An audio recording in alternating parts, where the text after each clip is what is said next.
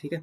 देखो orthogonal matrix आपके पास एक स्क्वायर मैट्रिक्स है, is a square matrix whose rows and column are mutually perpendicular unit vectors। ठीक है, क्या मतलब है इसका कि आपके पास square matrix whose rows and columns are mutually perpendicular unit vectors. ठीक है, मतलब कि ए ट्रांसपोज, ठीक है, उस रो का जब आप ट्रांसपोज करोगे और उसी जो रो कॉलम बन गई है, ठीक है, उससे जब आप इसका प्रोडक्ट करोगे तो वो 1 आएगा। मैं समझा भी देता हूँ इसको भी कैसे बनेगा ये चीज़। ठीक है, जहाँ पर कि आपके पास एटी तो क्या है, आपके पास ट्रांसपोज ऑफ ए मैट्रिक्स है, और आई आपके पास क्या, आई या फिर 1 लिख लो, आई आपके पास आइडेंटिटी मैट्रिक्स है। ठीक है, तो यहाँ से मैं ये भी कह सकता हूँ कि A inverse is equals to A transpose. ये छोटे मोटे रिजल्ट जो है ना आपको पता होने चाहिए, ये डेफिनेशन बनते हैं। ठीक है, मैं ऐसे भी कह सकता हूँ the inverse of orthogonal matrix, the inverse of orthogonal matrix equals to its transpose। ठीक है, तो दो डेफिनेशन होगी आपके पास, थोड़ा सा और इसको अपने एक्सटेंड कर देंगे डेफिनेशंस को। ठीक है, पहले मैं आपको ये चीज़ बताता हूँ कि ये क्या चीज़ है। ठीक है, जैसे कि मान लो कि आपको कोई मैट्रिक्स दे रखी है and this is to be like 0 1 -1 0। ठीक है, अब इसका मैं ट्रांसपोज कर देता हूँ। ठीक है, ट्रांसपोज करना आपको आता ही नहीं, जल्दी मेरे से पहले ही कर लिया होगा आपने। ठीक है, तो आप यहाँ पर क्या करोगे, A transpose is unit vector. ठीक है, इज आइडेंटिटी मैट्रिक्स।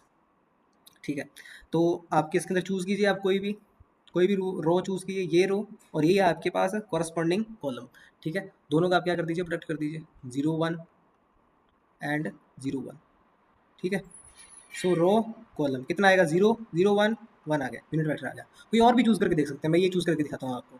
ठीक है, -1 0 एंड -1 0, इसको करोगे तो ये +1 आ गया। ठीक है, तो आप समझोगे कि आपके पास whose rows and columns are mutually perpendicular unit vectors, तो यूनिट वेक्टर आपके पास आ रहा है ऐसे। ठीक है, अच्छा, इसके अंदर अब एक और डेफिनेशन बनती है आपके पास कि आपके पास यहाँ पर कोई भी आप यहाँ पर 2 कॉलम मैट्रिक्स लोगे ना, ठीक है, वो आपके पास ये भी सेटिस्फाई करेंगी कि वो 2 कॉलम मैट्रिक्स का आपके पास प्रोडक्ट 0 होगा। ठीक है, पहले मैं इसके बारे में लिख देता हूँ, ठीक है, फिर आपको इसके बारे में एक्सप्लेन भी कर देता हूँ। The product of the columns of orthogonal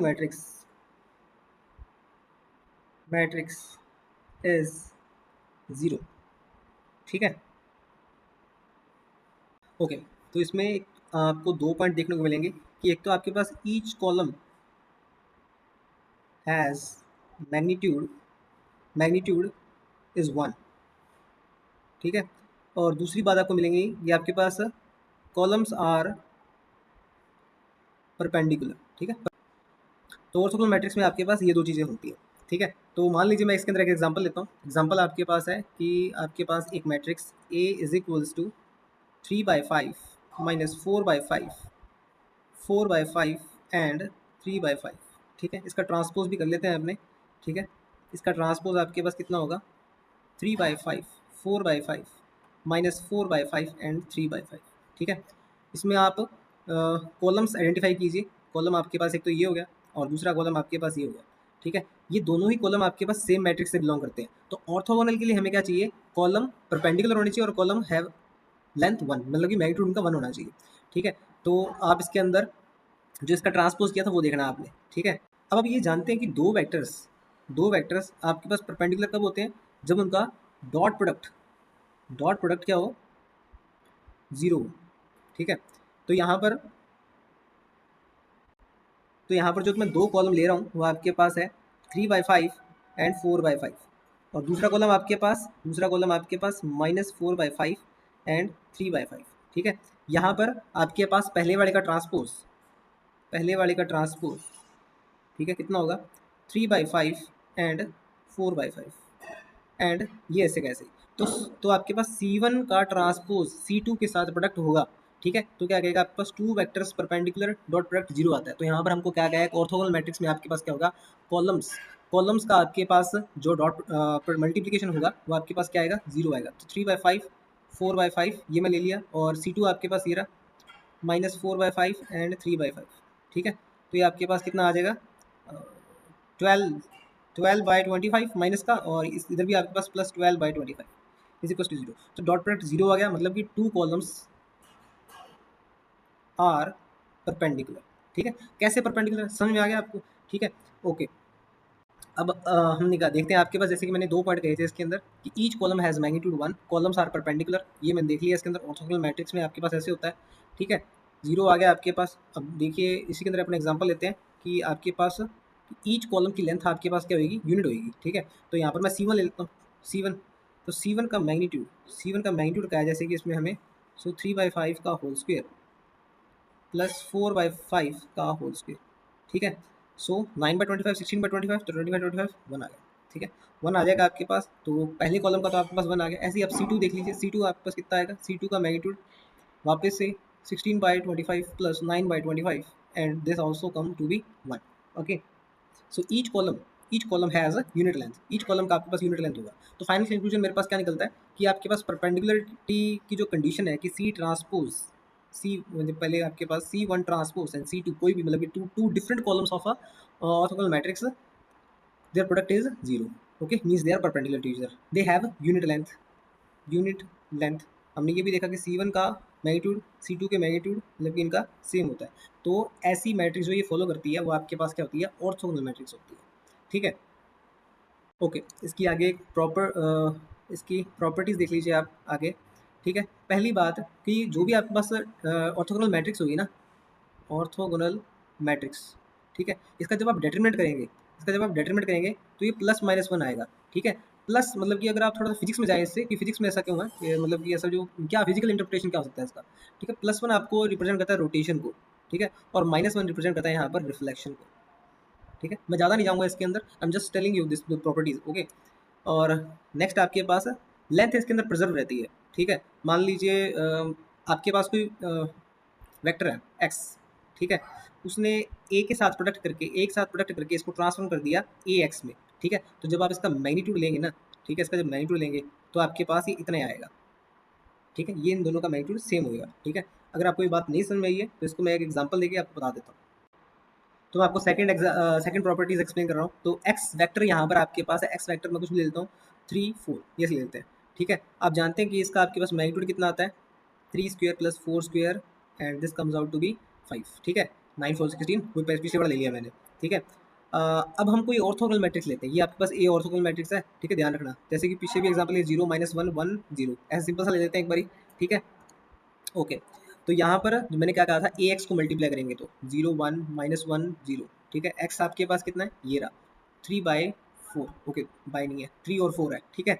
तो इसको आप करिए, रो कॉलम कितना आएगा आपके पास, ये पहले तो -4, और दूसरा आपके पास दूसरी रो से रो और ये कॉलम, तो ये आपके पास आ गया 3, ठीक है। अब इसका मैंने क्या लेना है, मतलब कि ये जो मैंने ए एक्स किया है, ये ए एक्स किया है मैंने, ठीक है, ए एक्स करके मेरे पास इतना आ गया। अब इसका मैग्नीट्यूड लूँगा मैं, ठीक है। मैग्नीट्यूड आपके पास कितना आ जाएगा, देखिए 16 + 9 रूट और वापस से ये 5, ठीक है। तो आप ये बात ध्यान रखेंगे, if a vector is multiplied to a orthogonal matrix then the magnitude of that vector and the multiplied vector with orthogonal matrix will be the same, ठीक है। So both will be the same for this, ठीक है। Second property I hope ये आपको समझ में आ गई होगी, ठीक है। नेक्स्ट आपके पास इसके अंदर है, इसके अंदर ये आपके पास 2D रोटेशन मैट्रिक्स, ठीक है। इसका मैं आपको सारा बता दूंगा, ठीक है। आप थोड़ा सा पेशेंस रख के इसको सुनते रहिएगा। 2D रोटेशन मैट्रिक्स क्या है, ठीक है। जो स्टैंडर्ड 2D रोटेशन मैट्रिक्स है आपके पास, वो रिप्रेजेंट की जाती है ऐसे, cos theta minus sine theta, ठीक है, sine theta and cos theta, ठीक है। तो यहाँ पर जो एंगल है वो मेन रोल प्ले करता है इसको, ये मतलब कि इसको रोटेट करने में किसी में, ठीक है। मान लीजिए यहाँ पर मैंने जो रोटेशन करवाना है वो 90 डिग्री का रोटेशन करवाना है, ठीक है। तो मैं यहाँ पर थीटा 90 डिग्री ले लेता हूँ, ठीक है। तब मेरी रोटेशन मैट्रिक्स क्या बन जाएगी, इसके अंदर cos 90 0, sin 90 1 आपके पास, तो -1 हो जाएगा, sin 90 1 और cos थीटा 0, ठीक है। ये रोटेशन मैट्रिक्स मेरे पास बन गई है। If I want to turn a vector 90 degree, ठीक है, तो मैं कोई वेक्टर ले लेता हूँ इसके अंदर। वेक्टर मैंने ले लिया है इसके अंदर vector x is equal to 1 0। अब देखिए जब मैं वेक्टर 1 0 लिखता हूँ ना मैं, ठीक है, इसका मतलब ये है कि तो आपके पास अगर मैं इसे जो रिप्रेजेंट किया मैंने ए बी से रिप्रेजेंट किया है, तो ए यहाँ पर रिप्रेजेंट करता है कि यूनिट वेक्टर हॉरिजॉन्टल है, हॉरिजॉन्टल अलोंग एक्स एक्सिस, और बी यहाँ पर वर्टिकली को रिप्रेजेंट करता है, ठीक है। तो आपके पास जो यूनिट वेक्टर है वो आपके पास कैसा है, ये आपके पास है ऐसे, ठीक है 1, ठीक है, और ये यहाँ पर वर्टिकली ये 0 है, कोई अपने पास अपलिफ्ट नहीं है ये, ठीक है। ये वेक्टर ऐसे है, तो मतलब कि अगर मैं ये रोटेशन मैट्रिक्स इस वेक्टर के ऊपर अप्लाई करूँ तो आपके पास ये ऐसा हो जाना चाहिए। मतलब कि आपके पास रिजल्ट क्या आना चाहिए, आपके पास रिजल्ट आना चाहिए ये रिवर्स, आपके पास आना चाहिए 0 1। तो मतलब कि ये ऐसा हो जाना चाहिए 0 1, इसको रिप्रेजेंट करना है। अगर ये आपके पास रिप्रेजेंट कर रहा है 1 0 को, तो ये ऐसा हो जाना चाहिए। तो ये रोटेशन मैट्रिक्स आप एक्स के ऊपर अप्लाई करते हैं अपने, ठीक है, R x 0 -1 1 0 and this is 1 0। So row column 0 -0 0 हो गया आपके पास, रो कॉलम तो ये 1 और ये आपके पास, ठीक है। तो ये आपके पास कितना आ गया, ऊपर तो 0 आ गया था और नीचे 1 आ गया, ठीक है। तो रोटेट हो गया आपके पास ये। तो आपके पास जो वेक्टर ओरिजिनल पॉइंट कर रहा था राइट को, वो अब अपवर्ड पॉइंट कर रहा है, ठीक है। तो मतलब कि हम कह सकते हैं कि जो वेक्टर है आपके पास वो 90 डिग्री रोटेट हो गया, ठीक है। अब रोटेशन मैट्रिक्स का आपके पास ऑर्थोगोनल में क्या रिलेशन है, ठीक है। अब क्योंकि जो रोटेशन मैट्रिक्स है, अब मैं जब रोटेट किया किस चीज़ को, तो इस वेक्टर की जो यूनिट लेंथ थी जो पहले थी 1, ठीक है, बाद में भी आपके पास 1 ही है, ठीक है। इसका सिर्फ एंगल चेंज हुआ है, ठीक है, एंगल चेंज हुआ है, इसका शेप चेंज नहीं हुआ, ठीक है। तो यहाँ पर आप देख सकते हो कि अगर मैं इस जो रोटेशन मैट्रिक्स है, ठीक है, इसका ट्रांसपोज करूँ, ठीक है, रोटेशन मैट्रिक्स का अगर मैं ट्रांसपोज कर दूँ तो आपके पास आ जाएगा ये cos theta minus sine theta, ठीक है, and sine theta cos theta, ठीक है, और आर टी आर, ठीक है, इसका ट्रांसपोज और ये करेंगे तो ये भी आपके पास यूनिट वेक्टर ही आता है। तो रोटेशन मैट्रिक्स आपके पास ऑर्थोगोनल मैट्रिक्स है, ठीक है। और यहाँ पर भी वो सेम चीज़ें एप्लीकेबल होती हैं कि आपके पास कॉलम मैट्रिक्स जो कॉलम्स है इसके अंदर रोटेशन मैट्रिक्स के, ठीक है, आपके पास यहाँ पर कॉस थीटा साइन थीटा, ये cos थीटा sin थीटा और minus sine theta cos theta, ठीक है, ये आपके पास क्या होंगे, परपेंडिकुलर होंगे। तो ये आपके पास यूनिट वेक्टर भी होंगे, यूनिट वेक्टर तो आपको दिख रहा होगा और परपेंडिकुलर भी आपको समझ में आ गया होगा, ठीक है। इसलिए इसको रोटेशन मैट्रिक्स को भी आप ऑर्थोगोनल मैट्रिक्स कहते हैं, ठीक है। तो ये चीज़ें आप ध्यान रखेंगे। ऑर्थोगोनल मैट्रिक्स की यहाँ पर मेरे पास एक मॉडर्न डेफिनेशन भी आ गई है। Orthogonal matrix, orthogonal matrix is a new coordinate system obtained by rotating old axis, ठीक है, उसको रोटेट कर दिया और न्यू कोऑर्डिनेट सिस्टम मिल गया, और and the axis moves but distance and geometry remain unchanged, ठीक है। ये आपके पास है, तो आप इन सब चीज़ों को ध्यान रखेंगे, ऑर्थोगोनल मैट्रिक्स आपका पूरा होगा।